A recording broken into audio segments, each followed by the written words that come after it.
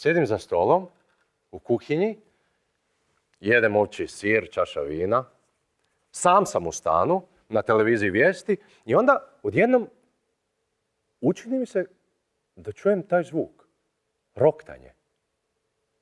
Pomislim da je s televizije, ali nije, tamo ide prilog obnovi grada nakon potresa. Stišam ton i zbilja, roktanje.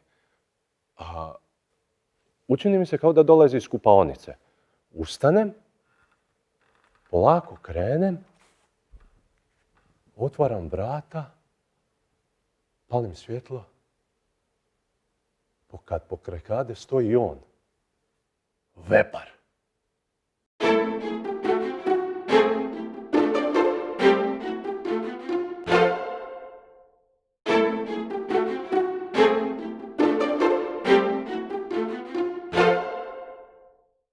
Gleda me i progovori. I ima blag glas. Uopće nije svinjski, nego nekako dječji. Veli, Stanko, od sad živimo zajedno. A kako se ti zoveš, upitam ja. Jevgenij, veli on. I zaspi.